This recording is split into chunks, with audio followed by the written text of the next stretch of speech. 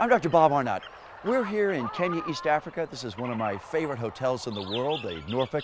It's a great base to be able to shoot a documentary in any of these countries around here, such as Somalia, Sudan, Congo, or Rwanda. You want to have a good, safe base for your equipment, someplace to come back where you can edit and download. Now, in the first part, the masterclass, we looked at how to set up the 5D and the 7D camera. What we're going to do in this part is look at specific shots that you'll need for a world-class documentary. The first of these is the narrative. The narrative often is it's the heart of a good documentary, and this is the two-camera exchange, where you get to test your opponent, ask those key critical questions. The two-camera shoot also is the heart of any good Hollywood movie. So we have the two actors talking back and forth to each other, and so we're going to set up these two chairs to do this. Now, to make this a realistic situation, we have with us Diana Nkoya. Diana, Jambo? Jambo. Niajo? Poa poa. So Diana's a great sport here. She's also a skilled producer with Vivid Features. I've shot with Vivid for over 20 years here in East Africa, really the top film company here in East Africa. Diana already produces. She'll be going off to Sudan actually for the Independence very soon here. But like many professionals in television, she wants to learn how to use these small cameras so that if she has a documentary she passionately wants to do by herself, or if she wants to go off and shoot shots while a cameraman's setting up a narrative, she's able to do it. Diana, what's your sort of dream in terms of being able to go out and shoot by yourself?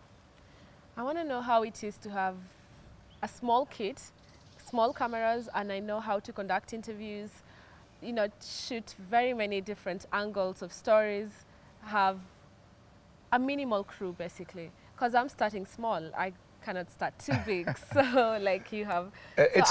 Starting small may be you with a backpack. Yes. So now, what I do on the road is I make sure I always have a checklist. And the reason is, it's very easy to make a mistake. You could have the wrong white balance, you could have the wrong setting, and you could completely ruin the shot.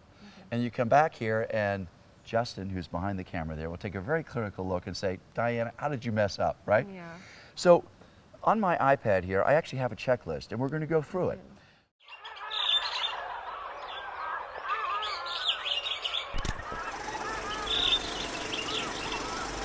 So now we're setting up here for this classic two-camera interview. This is what's used in a lot of movies, or there's an interchange between two actors. And it's also, of course, used in a 60 Minutes or Dateline style interview. And of course, it's the heart of a documentary. One great thing about these DSLR cameras is you have so many lens choices. So what we're going to do is, first of all, show you all these different lenses. Matching red to red, like this. This is 200mm lens. This is just the record for the internal Canon recording.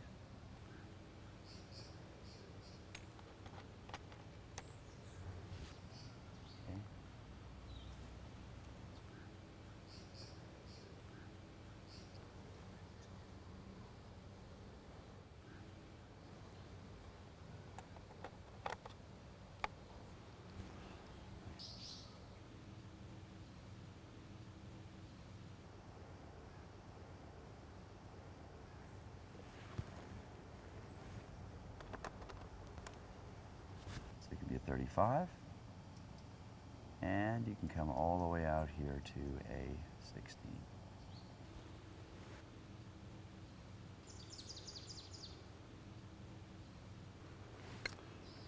Here. And this is the 24.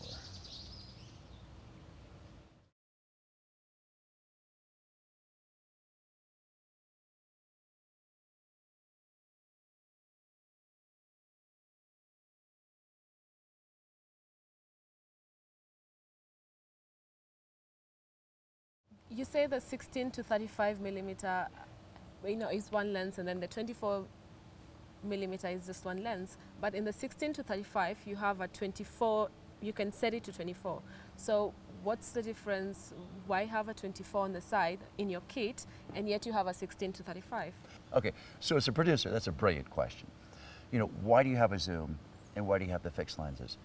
The answer is, the best look is with what we call a prime lens. That is a 24, a 50, you have a 100, 200. Beautiful look, great lens clarity, and they tend to be faster. You'd rather just use prime lenses, but if you can't afford prime lenses, or you're running and gunning and you have to be quick in terms of your work style, then you can use the zoom in terms of picking off the individual focal lengths, but don't go zooming. Just pretend like it's a prime lens, but you have more without having to change. Okay. F-stop in a camera controls the amount of light that comes into it. So with f-stop, Diana, you can accomplish two things. One is that it lets light in.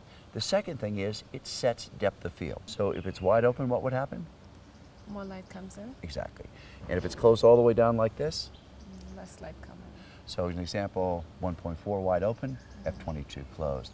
The second thing is it sets depth of field. So as an example, let's take a look at this shot right here. There I am, let's see, fairly wide open for this lens at f2.8. Now, see how the background's completely thrown out of focus? Yeah.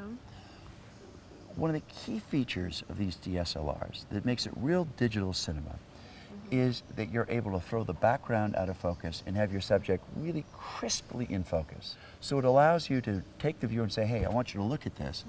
But also, it's what gives you this wonderful filmic look. And these cameras have a really big sensor, which allows you to have this very crisp, short depth of field. Yeah. So as an example, I might, if I focus on your eyes, that's a great place to focus. I might literally have your eyes in focus, but your ears will be out of focus. Maybe if your nose is out of focus. So it looks a little odd.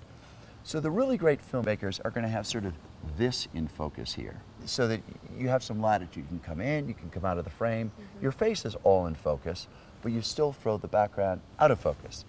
And that may mean you don't go all the way to the limit of the lens, to say f1.4. You might be at 4 or 5, 6, so you want to really carefully check that depth of field. Now we have a 200 millimeter lens. Camera's a lot further away. It's much more comfortable with Diana. Gives much of a tighter shot here. But the key thing is we have to have an f-stop that is closed down enough to give you some depth of field. In a moment, what we're going to do is basically open it all the way up and show that you can't move this much without coming in and out of focus. You need some room to be able to breathe. So I'm going to do a very simple demonstration here in terms of depth of field. I'm putting the ISO on automatic, so this is now going to adjust my exposure for me. I'm going to first of all come in focus, run this camera here, just a second, and I am going to come down to, I'm going to come to wide open. So here we are, wide open. Diana, I'm going to ask you to move towards me. I want you to move back, all the way back. And you can see how there's so little depth of field, she's coming in and out of focus. Now, as I add a little bit more of an f-stop, I come to 3.5, I come up to 4.5, and as I go deeper and deeper and deeper, you can see how more and more and more of the background actually comes into focus. Now this is all the way out at f32. All right, so right here we have 5.6. Just gonna roll this here. So there's f5.6, and she can put her hand over her eyes like that. She's all in focus there. Now let's try f8. It's a little bit darker there. There's 10. She can move backwards and forwards. It'd be terrific. Now I'm going to come all the way up here to f20. I'll have to let a lot more light into the camera here. That means probably changing the ISO. I'm going to set the ISO to auto. So here now you have a very deep depth of field. This is f25, and you can see that the background is starting to come into focus as well. So there's the contrast between really shutting the camera down, using a bad part of the lens. It's a back element, so it doesn't look great, versus that super critical focus.